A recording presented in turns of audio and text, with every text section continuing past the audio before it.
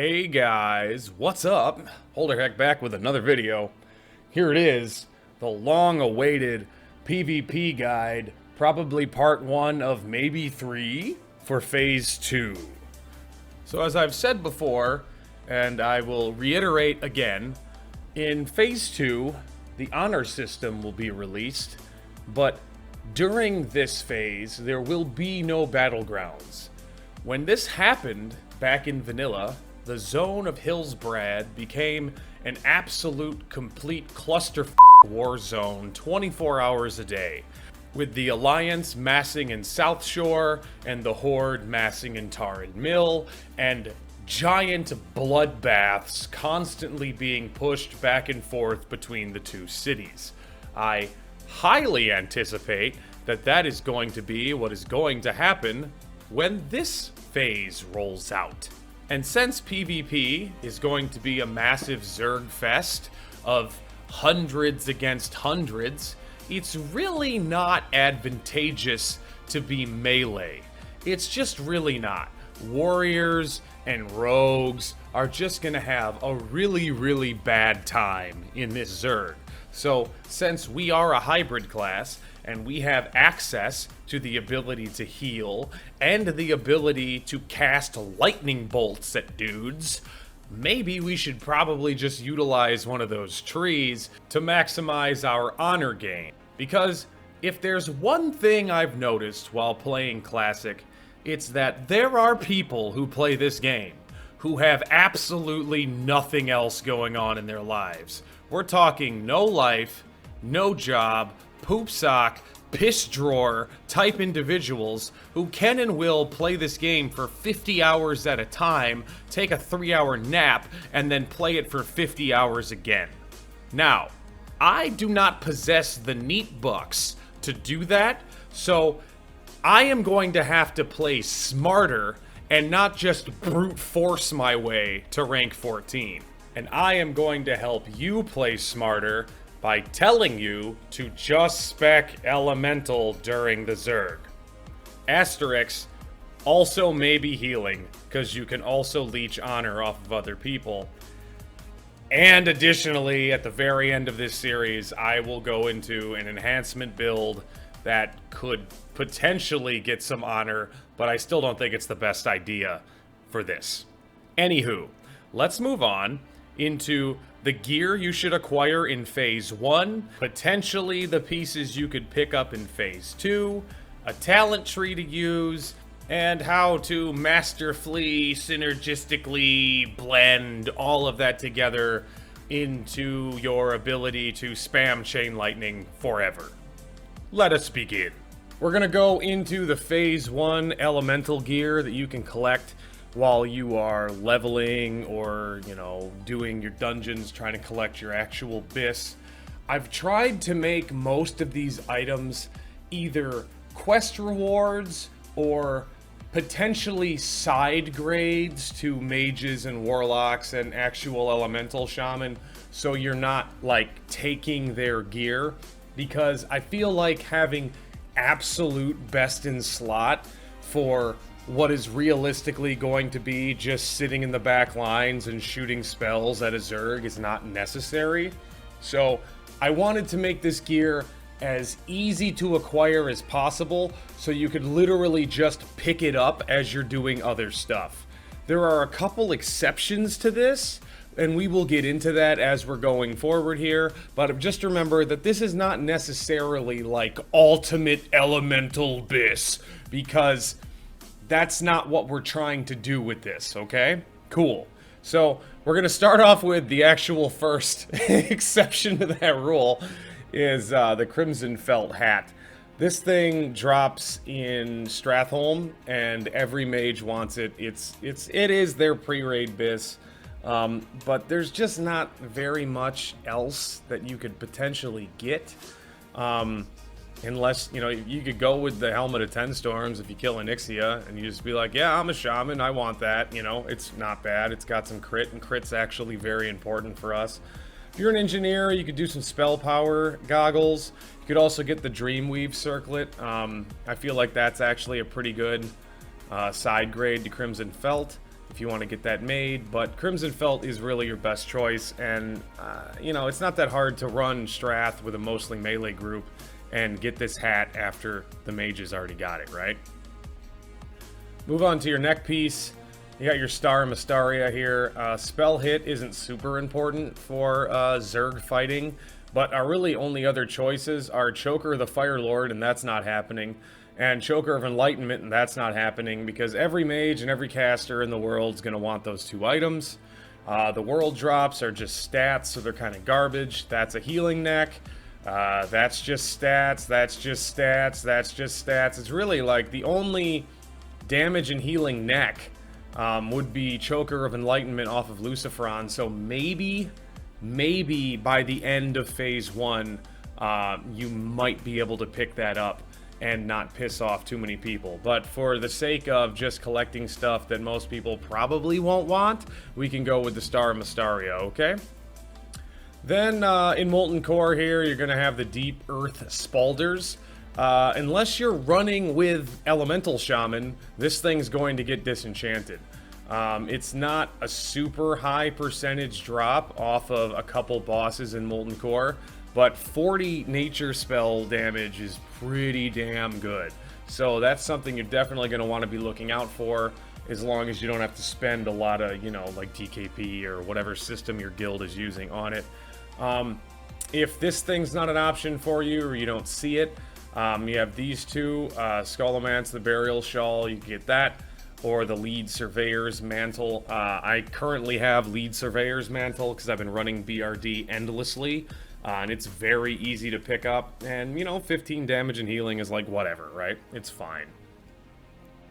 Sprite Caster Cape. This thing is, I believe, technically Mage Bis, or very close. Pre-raid, so you might have to, you know, pass up on the healer or the mage or the warlock or whatever, but this thing drops all the time, and I personally spent levels 50 to like 58 in BRD and probably saw a dozen of these capes, so I don't feel like it's that big of a deal to take one. So we're going with the Sprite Caster Cape. Wild Thorn Mail is a blacksmithing item. The mats are somewhat annoying. You know, you might not want to just make this thing, and you might want to go with something else. I'd prefer to just stack nature damage as much as possible, so that's why I put it in there. What I'm currently using on Classic are the Flame Strider robes. No one's going to want these. There literally are no Boomkin. I've never seen one.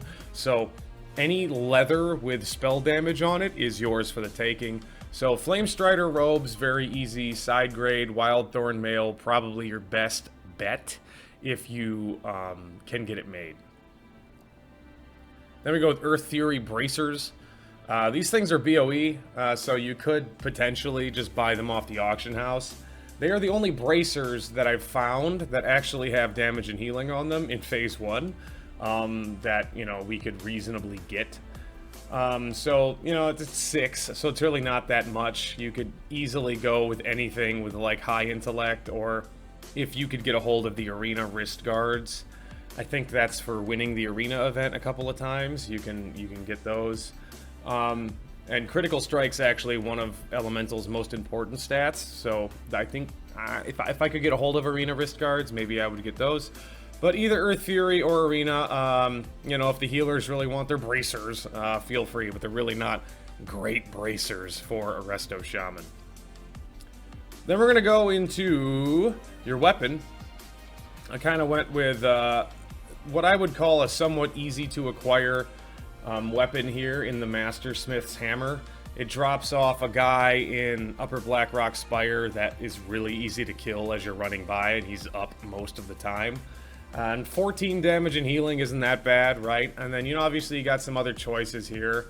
You can get any of these items. I really don't like using two-handers on Elemental, just because if you can use a shield, you should probably use a shield. So that's why we're going with Master Smith's Hammer. And remember, this thing is not like your maximum damage and healing, but I feel like it's a pretty easy to acquire choice. Maybe Witchblade as well, but I feel like a lot of the casters are going to want that.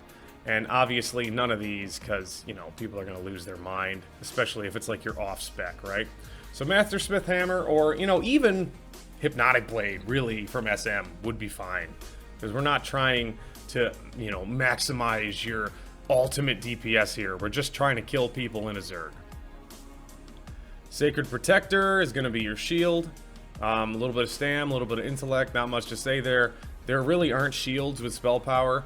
If you want to get spell power, you can go do a quest and get the Spirit of Aquamentas. But I don't know. I'm big on shields. I like shields. I think shields are good for you, so do that.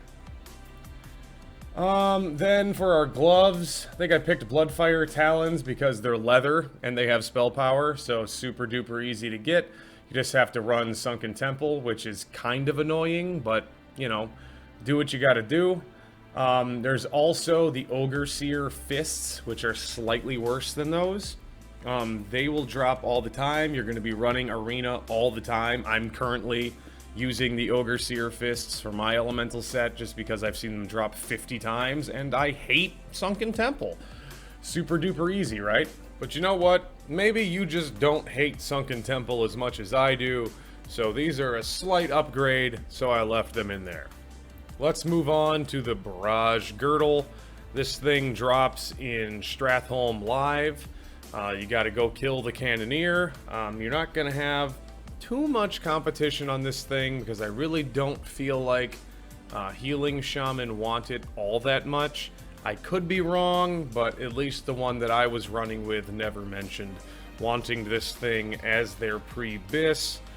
And as far as I can tell, it's really your best option for Elemental right now. Yeah, absolutely. So, you're going to have to run Stratholme Live, and you're going to have to kill the Cannoneer a couple times to get this thing. The good news is he drops a really fun trinket that we're going to talk about later. Moving on to the Luminary Kilt, this is another fantastical instance of leather with spell power, so you're almost guaranteed to be able to take it. Nobody wants it, Boomkin don't exist, as we mentioned before. This drops off of the Golem Lord in BRD, and since you will be living in BRD, you will inevitably trip and fall over the Luminary Kilt. Moving on here to the Boots of the Shrieker, exact same thing! You have leather with spell power, super duper easy to get. This drops off of Dark Master Gandling, or Grandling, or what the hell's his name? Dark Master Gandling in Skullomance. Nobody wants these. There's no Boomkin. It's leather with spell power. Yes, there are better options. Yes, you could get more damage and healing if, for some reason, you were able to take cloth boots from the mages. I don't actually recommend taking the leather verdant foot pads because there's no stamina. There's nothing. Like, it's PvP. You can't wear gear that doesn't have stamina. Like, you're just gonna get gibbed. It's the exact same reason why I want you to wear a shield, right? Right, okay? So we're just gonna take Boots of the Shrieker because we're gonna trip and fall over them and they're gonna be on our feet. I have Orgrimmar. It's a quest reward. You just have to do a couple prerequisites in Blackrock Depths and then make sure you don't kill the princess when you're killing the Emperor, and boom, you get one of the better spell power rings in the game. And Cyclopean Band, you're doing Arena a million times. Arena and BRD. Why are we doing Arena a million times in BRD? Because you probably are. I just feel it. I just feel it in my heart that that's what you're doing. So, we're gonna have the Cyclopean Band. You might have to wait for a mage or two to take it, but it's really not that great for them. They have other options. And plus it's got strength on it, so that's really goofy. So, it's a really good secondary choice for you. Now we're gonna move on to your trinkets. One of these you might be able to get. One of these I don't foresee you getting ever, okay? So the Briarwood Reed is BIS for a lot of people. I believe it's BIS for healers and mages and warlocks and pretty much every caster. So it drops in Ubers off a rare spawn. People literally farm Ubers for this specific item, so the chances of you getting it are going to be very, very, very low. So what you may want to do in this particular trinket slot is we're not going to have Eye of the Beast, because if you're enhancement, you're probably going to have Black Hand's Breath. What you can do is have a neat little on-use item, right? Like the Bear of Peasant Collar or the Cannonball Runner, which drops from your belt guy. These are fun little items to have in PvP that you can just drop down and do a little bit of extra damage, right? It's not going to make or break you to have the Briarwood Reed in Zerg versus Zerg, I promise you. And even the Cannonball Runner is super fun to just drop on top of like 30 people. It'll do a ton of damage. It really, really will. It's very fun. So you know what? Let's just put that in there instead of the Briarwood Reed, because you're not going to get it. And then Burst of Knowledge. Drops in BRD. It is additionally BIS for a lot of people, because, you know, the damage and healing and then reducing mana costs and whatnot, but there's a fairly good chance you could get it. BRD is only a 5-man, and if you kill Flame Lash enough times, you might be able to get this item. If you can't get it, then, you know, you might just have to go with Rammstein's Lightning Bolts, maybe, because then you can at least, you know, shoot some lightning at people. But, you know, let's just assume you'll get Burst of Knowledge, right? Maybe you will. Then we're going to scroll down here. You're going to see where everything comes from. The Wild Thorn Mail, the crafting reagents. Not too bad. The enchanting stuff you can more or less ignore depending on what you're going to enchant or not enchant. And then Sacred Protectors from a quest. Chromatic Mantle of the Dawn, I just threw on the shoulders. Get Exalted with the Argent Dawn's probably not going to happen in Phase 1, so you'll probably throw like Frost Resistance on that thing. And then the rest of these, as you can see, is almost exclusively BRD, BRD, BRD, BRD, BRD. Lots of Stratholme. This thing could easily become BRD as well. And then one Blackrock Spire. But, you know, just to touch on that one more time, if you really want to half-ass this, which I personally do, because I'm not an elemental shaman, I'm probably just going to get Blood Etched Blade, which is awful. It's really not great, but it means I already have a weapon, and it's one more thing in BRD, right? I won't do that. I'm going to get the hammer. I like the hammer. And that's it for our easy-to-acquire Phase 1 elemental set for shooting lightning bolts at the Zerg. Now, the last thing I want to touch on is going to be how you would replace your gear in Phase 2. Now, depending on how hardcore you're going to do the PvP grind, and especially taking into consideration what I said earlier in the video with the types of people that we are competing against, you may not be able to leave the PvP area, and you just have to farm day and night, day and night, day and night, day and night forever and never improve your gear. That's going to be a reality for some people, and I'm just letting you know that that's what could happen. But for the sake of trying to keep this video as short as possible, I just want to touch on quick upgrades in Phase 2. You are going to be ranking up, so we're going to be collecting the 4-piece of the PvP set for sure. So that's going to be your best pieces would be your helmet, your legs, your gloves, and your shoulders. Yes. And that's going to give you 2% extra crit with shock spells, and they also give you a little bit of damage and healing, and they give you a lot of spell crit. You'll notice, compared to Phase 1, your spell crit goes up 9%. So it's really nice. And then you have a lot of stuff from Dire Maul that can really help you improve, like the Tempest Talisman's really nice. Sublime Wrist Guards, you can get rid of Earth Fury Bracers, Heliotrope Cloak, you get that spell crit, and then the Royal Seal, you can, you know, just not have to deal with Briarwood Reed ever. A couple other things, potentially by Phase 2, you could pick up an Aura Stone Hammer, you could pick up Robes of Volatile Power. These aren't on any mage's BIS list as far as I know. And you get Spell Crit, which is again super duper useful for you. And then the Water Spout Boots. are another instance of leather with spell power. I'm going to put up this list and the other list at the bottom of the video so you can see where all this stuff drops. And now we will get into what spec you're going to be using to farm honor. Now this spec, I want to make clear, is not meant for duels or battleground PvP. It's specifically for sitting in the back lines and casting as many chain lightnings and lightning bolts and fire nova totems as possible, okay? So anything weird in here that would typically be a very useful general PvP talent, like grounding totems, or, you know, faster shocks. I just didn't take those because that's not the purpose of this build. So I just want to get that out of the way first. And just a really brief overview. There's going to be two versions of this build. One, when you're in your primary phase 1 elemental gear with like absolutely no crit. And one when you're in your phase 2 elemental gear with quite a bit of hit, right? So we got reduced cost of, you know, shocks and lightning bolts. We have increased damage. The next talent point I took here was just to make your Earthbind totem have a slightly bigger range. I've always kind of used that ability in PvP, and I felt it to be like super useful because the Earthbind radius is actually really not that big.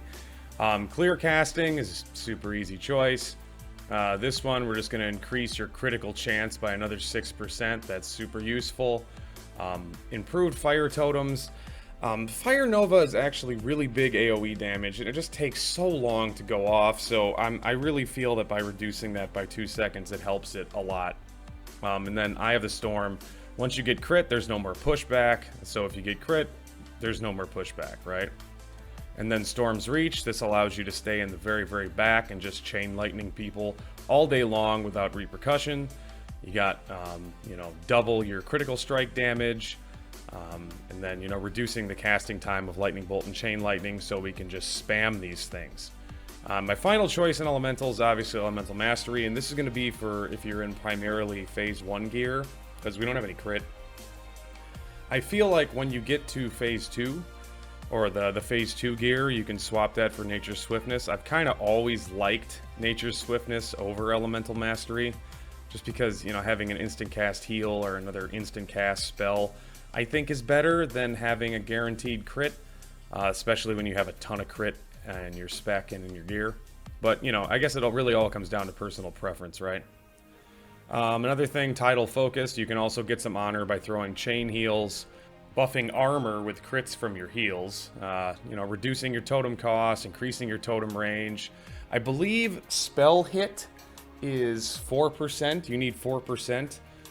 Spell hit in PvP, so you take Nature's Guidance and then wear one piece of spell hit and you're good to go.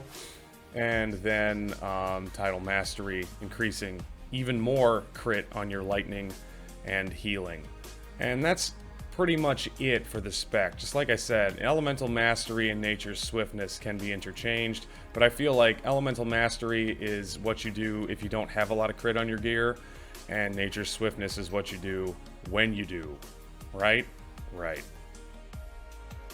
For all of you that were actually able to make it through 20 minutes of me blabbering about elemental gear, thank you so much. This video went on a little bit longer than I would necessarily like, but there's a lot of stuff to go over, and I really enjoy hearing myself talk. So, just to clear up, I'm definitely not abandoning enhancement. I'm an enhancement shaman, but we as a hybrid class, we have options, and when the option available to get as much honor as possible is elemental, we're going to do the elemental route. And as I said before in the beginning of the video, if you wanted to, you could spec healing and just heal people while they do damage. You'll also get honor that way. But I think it's just way more fun to blow Elemental Mastery and get a fucking triple kill every time you use it. Like, it's just more fun for me, and I think it'd be more fun for you. So, good luck with the gear, as always. If you have any questions, leave them in the comments below. Message me in game. Remember, I'm Holderkek on Fairbanks because somebody took my name and I still haven't found them, but they did. Yay, good for them. So I'm Holderkek on Fairbanks. Message me there, message me on Discord, give me a comment, like, dislike, whatever. Please subscribe to the video and hit the bell so you get the notifications. This video brought to you by some sort of VPN. That's really not brought to you by anything yet, but maybe it will be eventually. Yeah, that's that's it, guys. Oh, and I gotta make sure to plug the stream. I always forget to plug the stream. Twitch.tv/theholderhek. Follow me, watch me play the game, talk to me, okay? Have a great rest of your day, and I'll talk to you later. Bye-bye.